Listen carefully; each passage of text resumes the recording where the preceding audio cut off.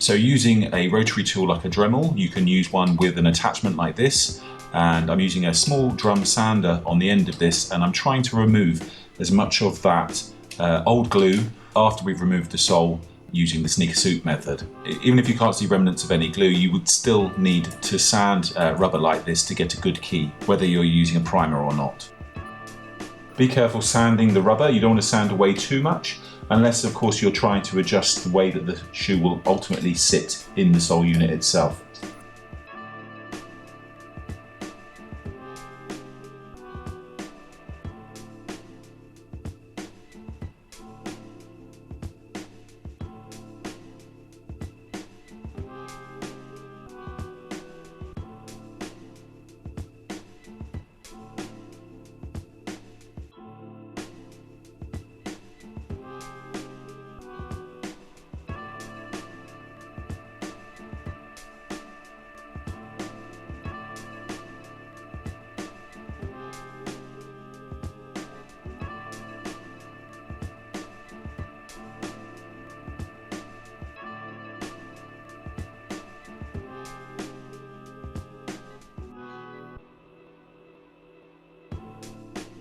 Acetone on a Q-tip to try and remove much of the glue, or if you feel confident with the Dremel, then you can remove it by hand.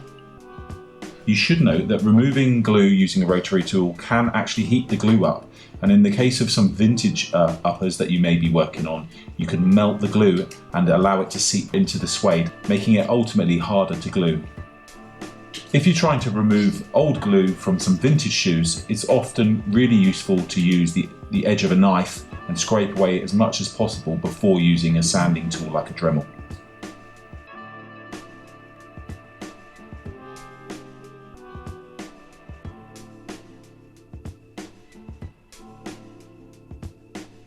Here you can see I'm just going over the old glue line with a Q-tip and some acetone just to clear any final bits of old glue from the upper.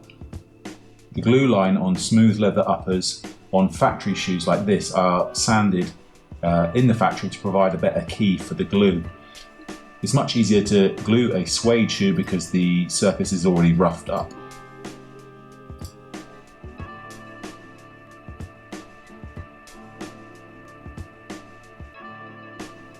Because this sole unit is a rubber sole unit, I will be using Rennier's yellow primer. This is a solvent, so you want to take precautions and use it in a place with good air circulation, and consider using a vapor face mask. If possible, try not to contaminate the bottle of primer by putting the brush back into the bottle.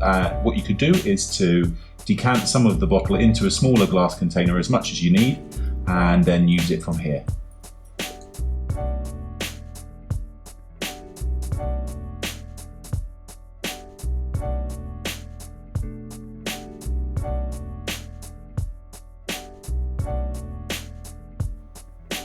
Once you've applied it, you'll need to leave it to sit for 10 to 15 minutes before applying any glue.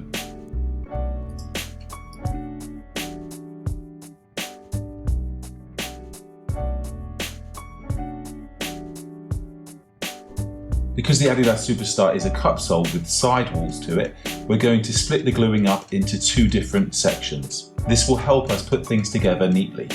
Before I do that, I can see that there is some old glue on the underside of the footbed, so I'm just going to remove that using my homemade grinder. So what we will do is glue the sidewalls of the sole unit and the side of the upper before we glue the footbed and the underside of the upper.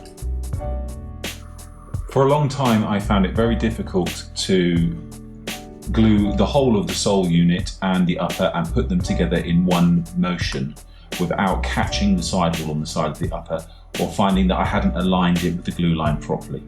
So what I decided to do was to choose when certain parts were gluing together, and one way that you can do this is by allowing the open time to expire on the glue, and at that point the two surfaces will not bond unless you reheat them. So if we can choose the time that we reheat certain parts of the shoe, we can choose when we want it to bond. I'm also a big fan of using the silicone baking paper, which I use on running soles and when I'm gluing wedge soles. You could actually cut this into strips and arrange it around the side of your shoe so that no contact can be made between the two glued surfaces.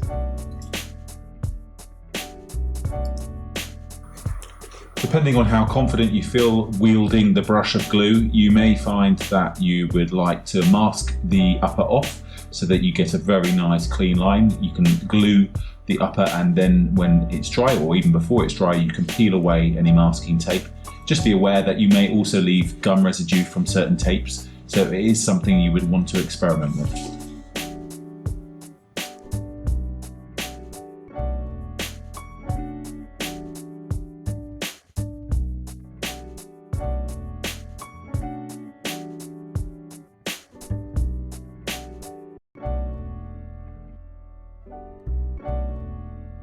If you're gluing an absorbent surface like leather or suede, you will want to coat that glue twice, allowing the first coat to dry thoroughly. It's also good to note that if you're working with a vintage shoe that may have some oily, greasy, degrading glues that you can't get rid of, that to seal those with a coat before applying another coat is a really good idea.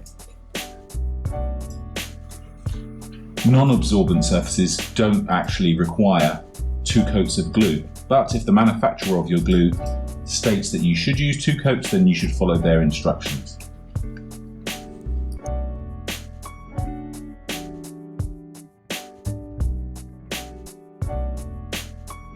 You really want to ensure that you coat all of the area that needs to be bonded. There are different types of glue brushes that you can use to help with this. The Renier glues themselves come with their own brushes, which is another reason why I like them. But you can buy glue pots to keep your glue fresh, and stubby shaped glue brushes are available that really work into the suede and leather. If you make any mistakes and you're using smooth leather, then you can try removing it quickly with a Q-tip and maybe a little bit of acetone, or you can let things dry and rub off with the correct rubber. Glue likes sticking to glue, so a great tip is to take a little piece of soling rubber, apply your glue to it, allow it to dry, maybe apply a few more coats to it, allow those to dry, and then use this as a tool to rub against little drips of glue that you might have got on the upper. Of course, you should allow any glue to dry before trying to remove it.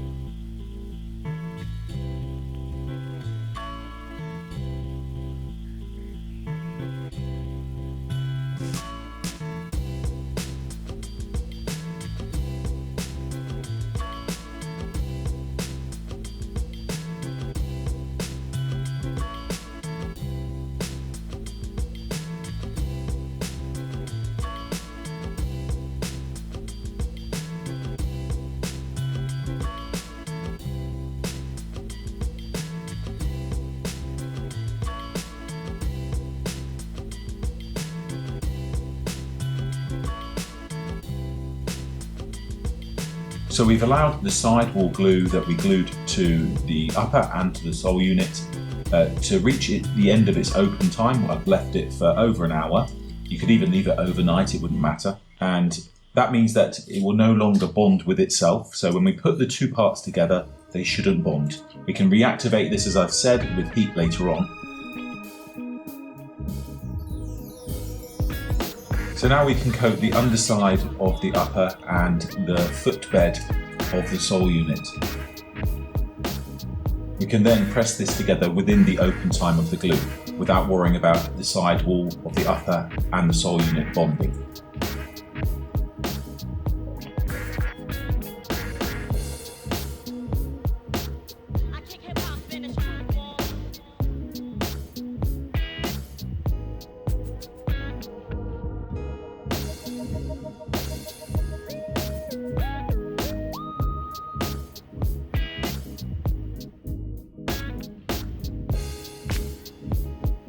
When gluing the sole unit, you'll see that there is a pattern in the rubber, and that you will only be gluing where the rubber itself will make contact with the underside of the upper.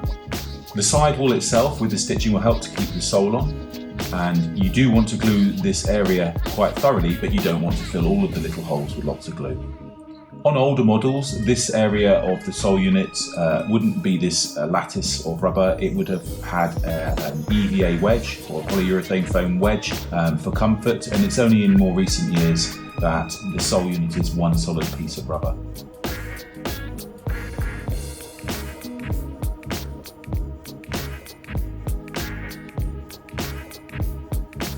So depending on how confident you feel aligning the two parts together, you could use some of the silicone paper I discussed earlier as a barrier between the two glues, allowing you to position things. With the Superstar, it's very important to line up those elements like where the shell toe meets the rest of the upper. That way you won't have any unsightly gaps. But in this case, I want to work without the silicone paper as I feel quite confident that I can line these up carefully. The glue is fairly tacky and won't bond completely until you actually apply a lot of pressure to it. So you can still move things around a little bit until you get it right.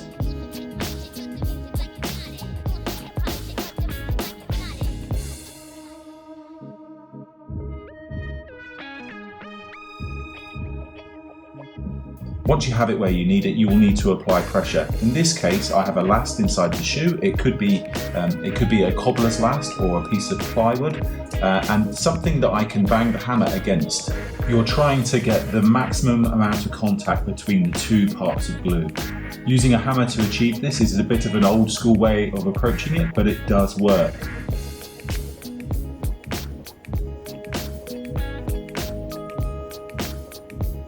After this, I will add more pressure, evenly distributed using a press of some description.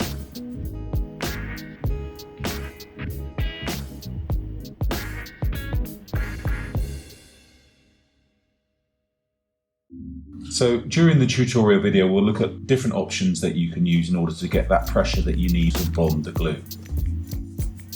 I've had some great success using this old book press I picked up off eBay. The book press works by tightening a central screw that lowers a large flat piece of wood down onto another flat piece of wood. Normally you would have a book between these two layers. In this case, we have our shoe in a last. I'm using a yoga brick at the front to apply pressure to the lasted shoe and force that last down onto the sole unit. Underneath the sole unit you can see a small wedge of wood. This is because the front of the shoe and the sole unit is not completely flat. It actually springs up, and it's something we call toe spring. At the rear, I am able to apply pressure by placing a small wooden block on top of the shoe last. Without the shoe last, it could be applying pressure to a piece of plywood in the shape of the insole. This would work equally well. The main thing is I then turn the screw tighter and tighter until there is an enormous amount of pressure, ensuring the glue has full contact. The kind of glues that we use are contact glues. It's all about that initial contact, and you don't have to leave the pressure applied for a long period of time necessarily, unless the manufacturer suggests that you should. So during the pressing of this sole, I can see that the sidewall comes up ever so slightly higher than the glue line that I've created. Normally in a factory, when you are marking your glue line, you use a disappearing ink pen and you would press the shoe, and while under pressure you would mark where the glue line should come up to. There's nothing wrong with us going backwards half a step and just creating a little bit of a higher glue line on the shoe here. I'm going to rough up the upper with a little sharp tool, and I'm going to put some masking tape along it just to get a nice clean line and apply the glue.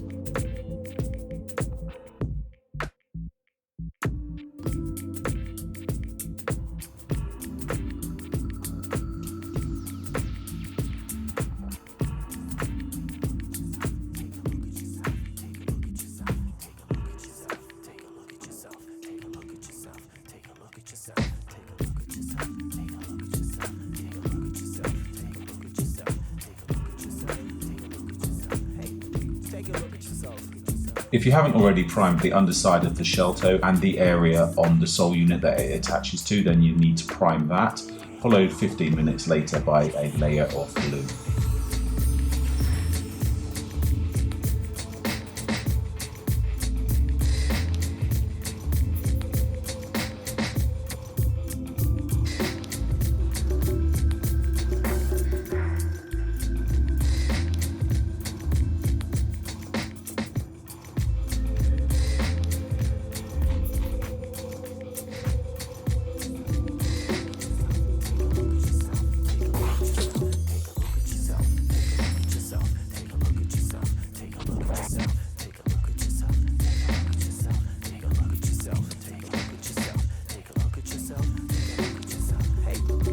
look at yourself.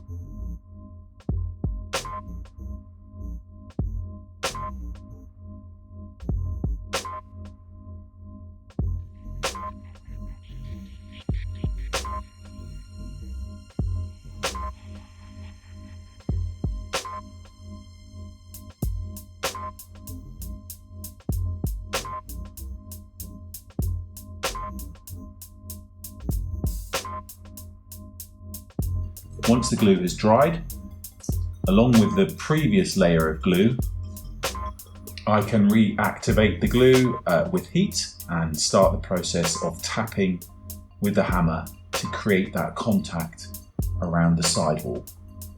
It's important to note that tricky parts where pieces of leather overlap or pieces of rubber overlap, you will want to make sure that you get great contact.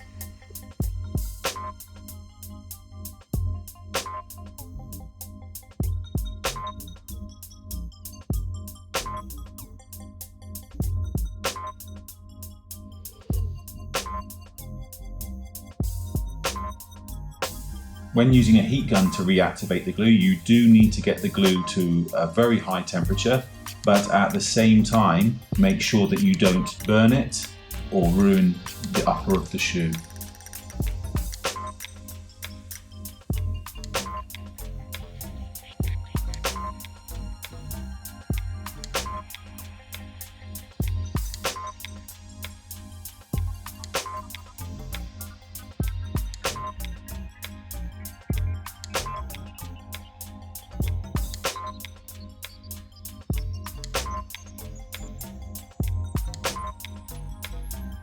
You can press the sidewall with your hands, but it really helps to have something solid within the shoe that you can tap against.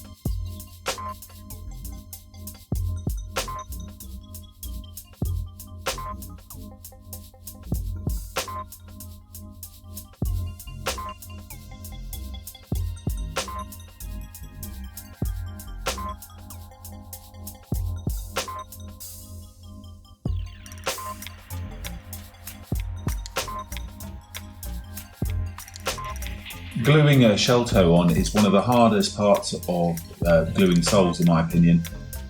You can approach it the same way as we did earlier by allowing the glue to exceed its open time, and so choosing to reactivate the glue with heat when you need to, or you can simply work whilst the glue is active.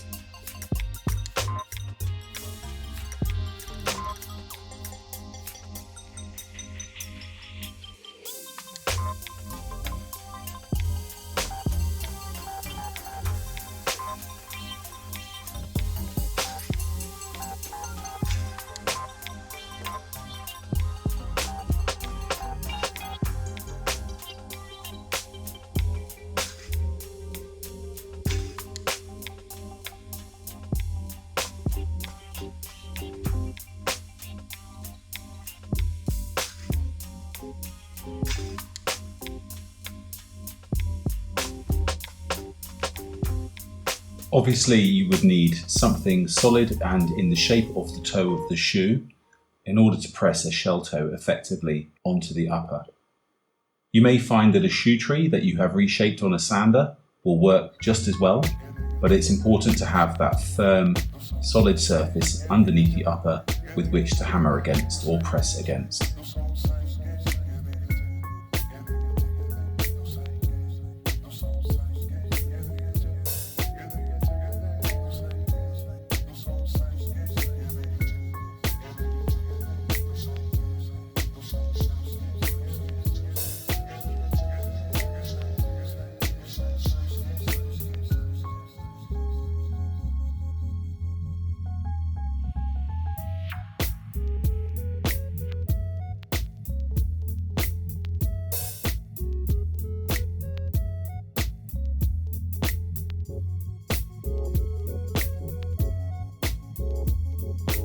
I'm pretty sure that I've got the shell in the right place, but I want to reactivate that glue and give it another pressing just to make sure it's a good bond.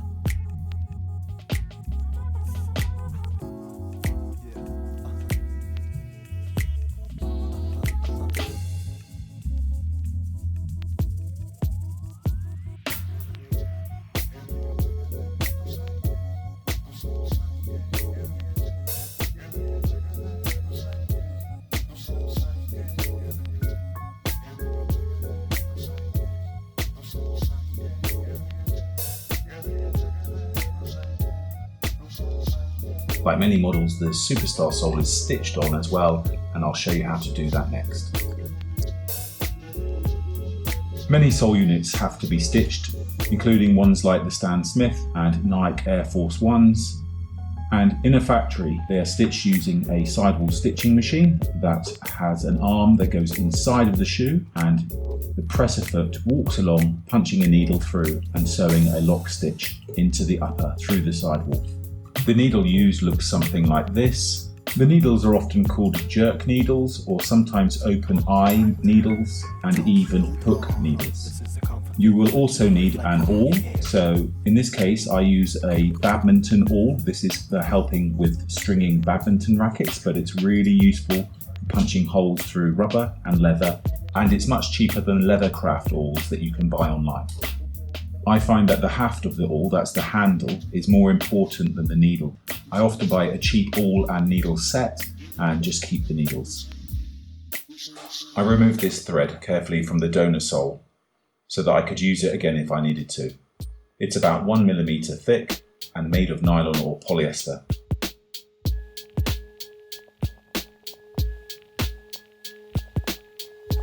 You can buy threads online. You are looking for something that's around 1 mm in diameter, and they can be waxed or unwaxed. The choice is yours.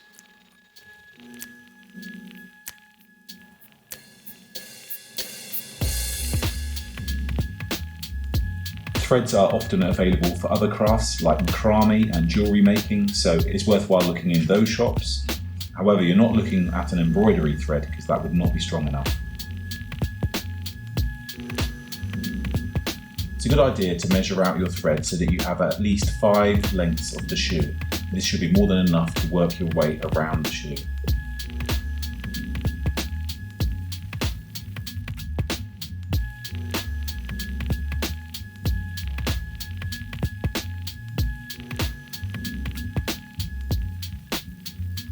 I'm using 2 different coloured threads here. The black thread will run inside the shoe and the red thread will be on the outside where you will see it.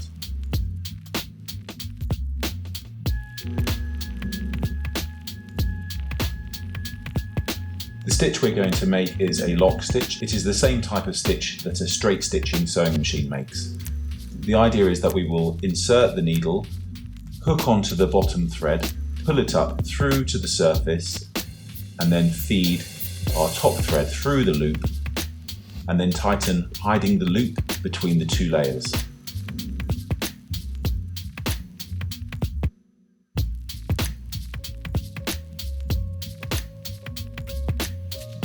Using the badminton awl, I'm going to create a clean hole through which to feed the thread.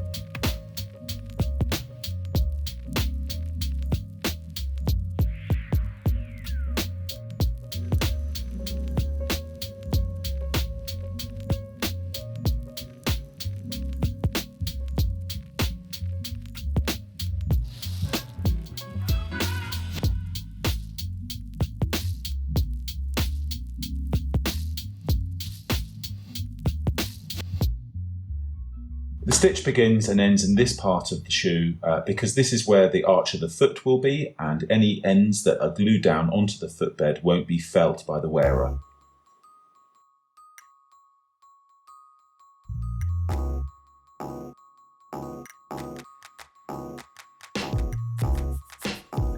I'm going to start by pulling that bottom thread up through the surface and creating a loop.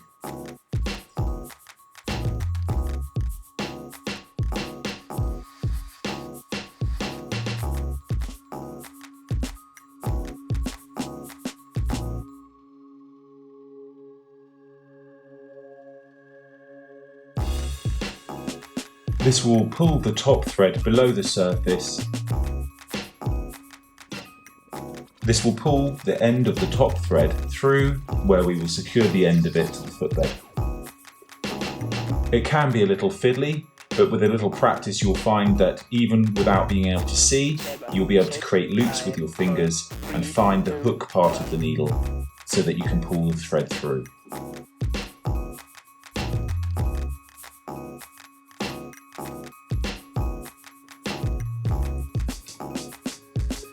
Even though the hook awl itself is quite sharp, it's a really good idea to create those holes, those passages, with the badminton awl in advance so that you really don't have to push or force the hook awl through. I can count many times that I've injured myself, so take care when pushing the needle through that your hand isn't in the way.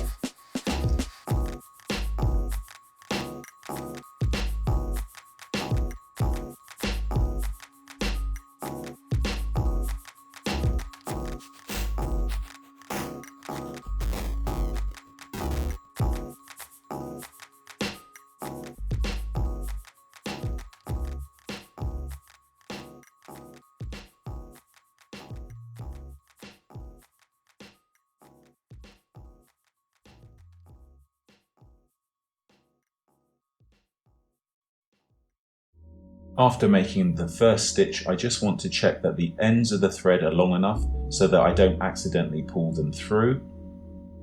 but also that there is enough length there that I can glue them or tape them down to the footbed.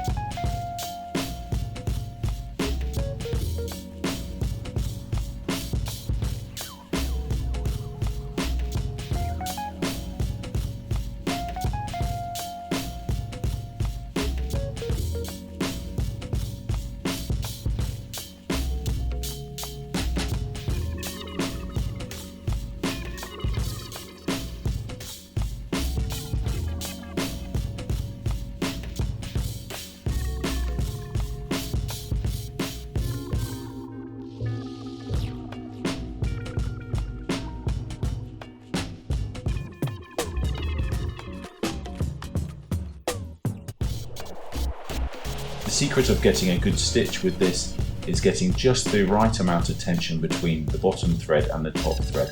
As you make each stitch, make sure that both threads are pulled tight, but not too tight that you distort the upper or the rubber.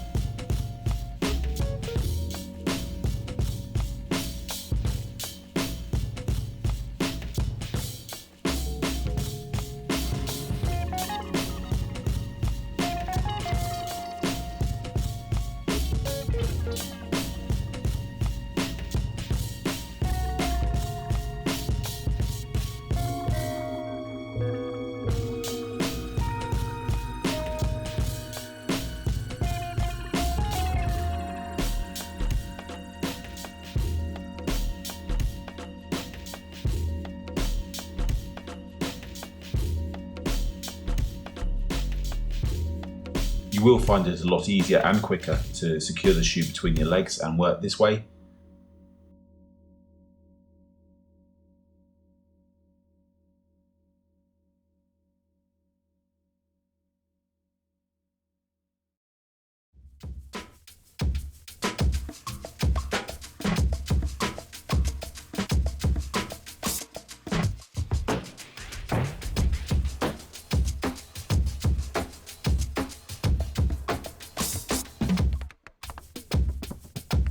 Continue the stitch all the way around, feeling your way around the inside of the toe cap. And when you get back round to where you started, you will want to pull through the top thread and secure all your threads on the footbed.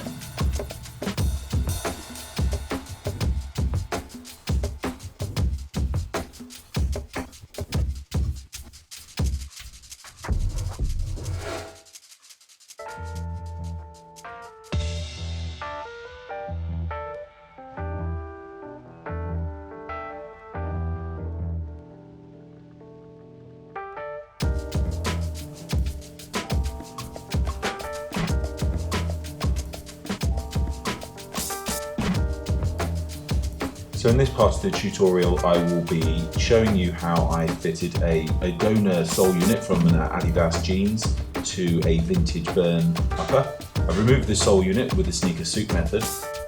The unit is made of rubber and as you can see, there's some remnants of the glue, and I'm going to use my Dremel tool to remove much of this.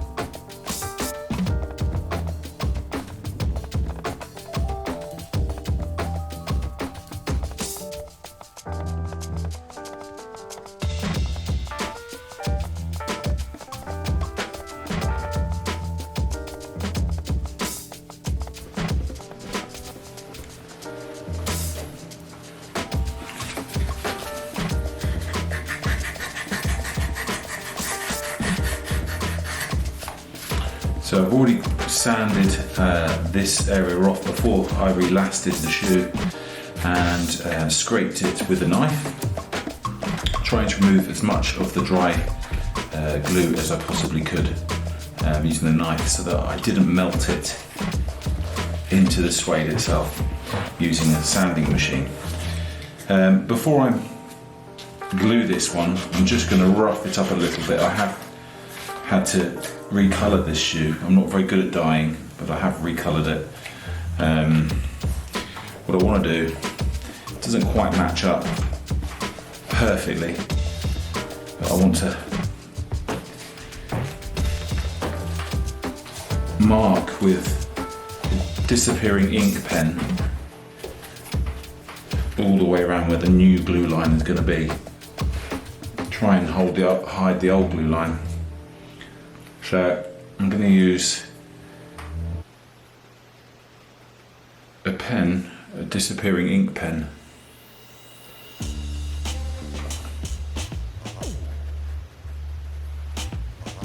This is going to help me to glue.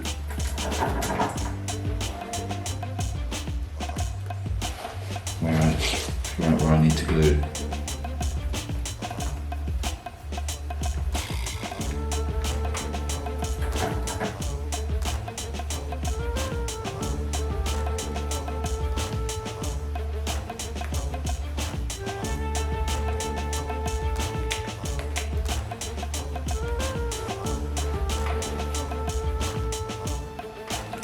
See here, it's marking it. Not particularly great marking it.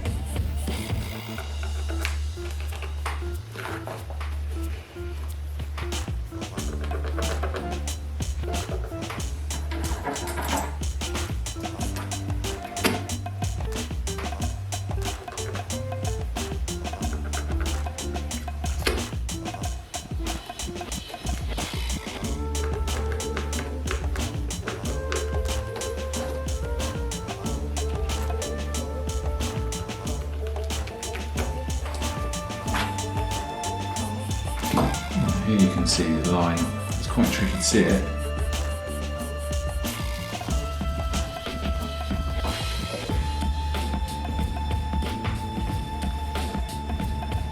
Okay. So once I have that line, glue up to it.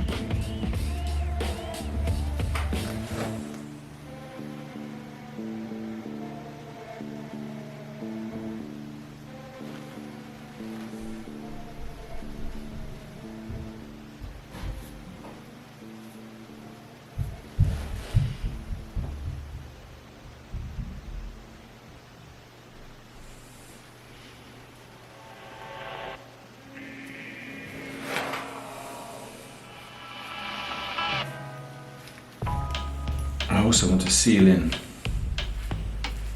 the old glue with this first coat. Go along here.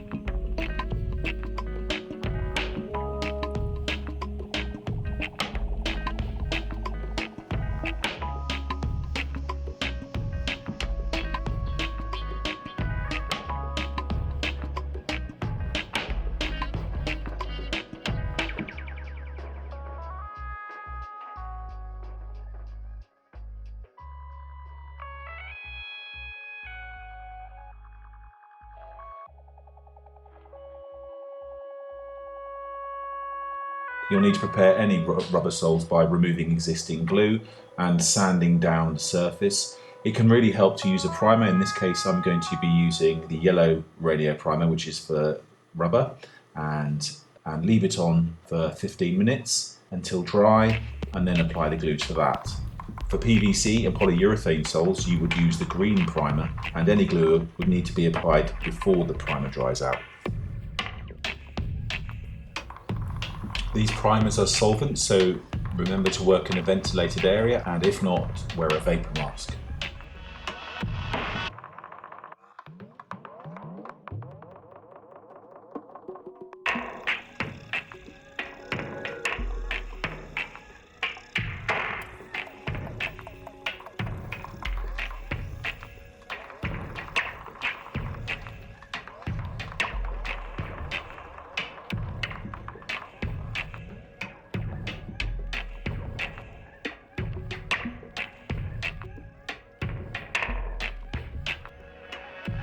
Once the primer is dry, I want to glue the sidewall parts of the sole unit and allow these to fully dry, much in the same way that we have approached the cup soles, as we want to reactivate the sidewalls once the sole unit is bonded on the footbed.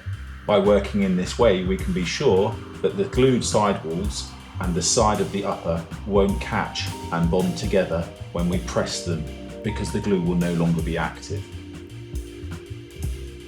It sounds quite confusing, but we'll be using this technique quite a lot with all the different soles we're using, and it will make a lot more sense when you see it in action.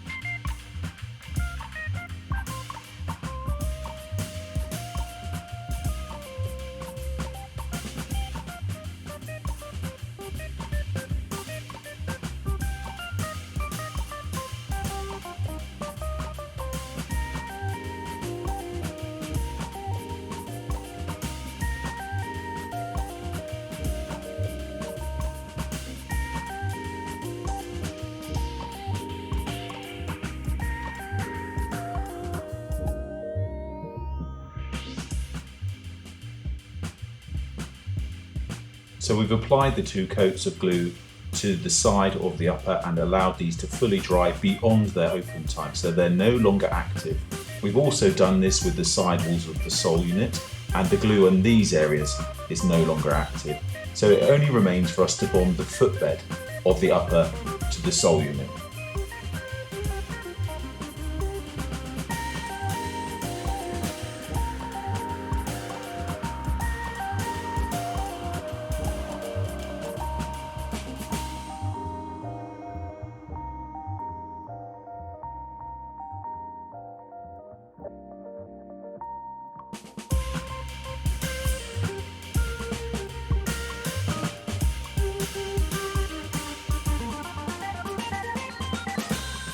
When we're happy that this has been done successfully, we can come back and reactivate that glue around the side of the shoe with heat.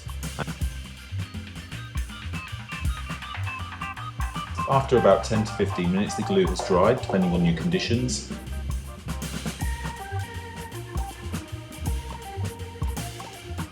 I'm going to be using my silicone paper once again to help me line things up without them bonding to each other.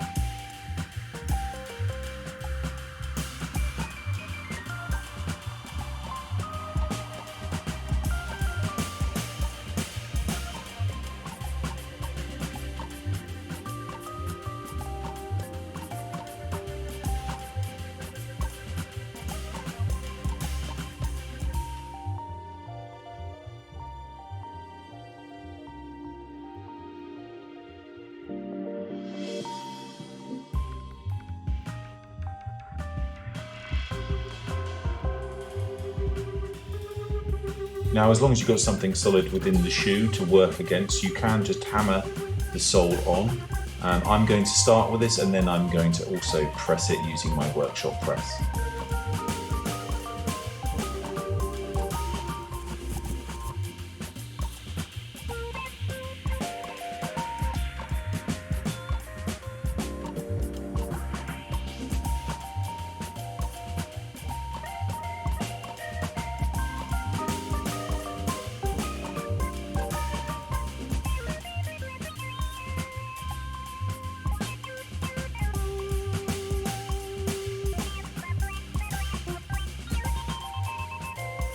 Using my heat gun, I am going to work my way around each shoe, reactivating the glue on the upper and on the sole unit sides. I can then hammer these in order to get the bond I need.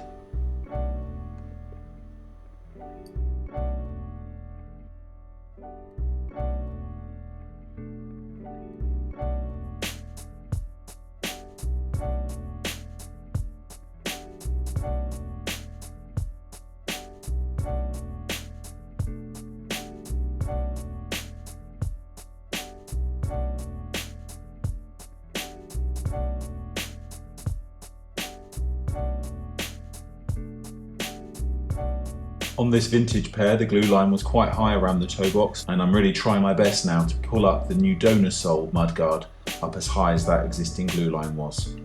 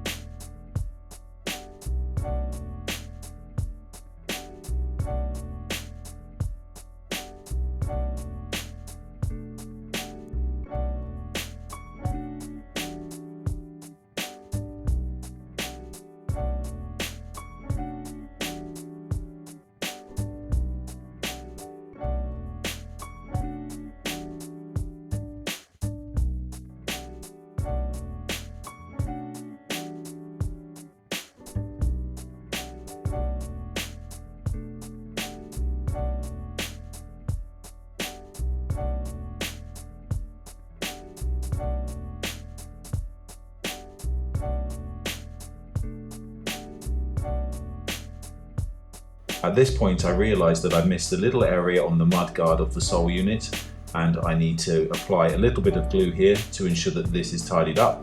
I'm going to use a little bit of quality masking tape so that I don't damage the upper while re-gluing this.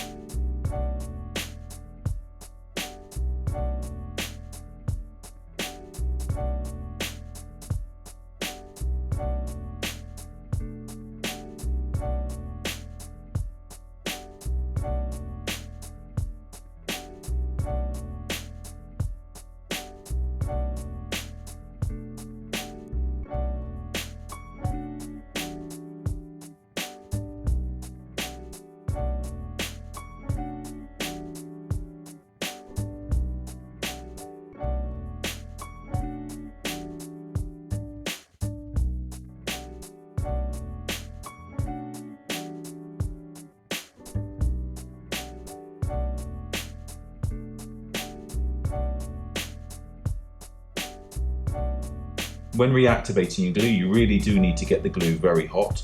There is a thin line, however, between getting it so hot that you can burn the rubber or your upper.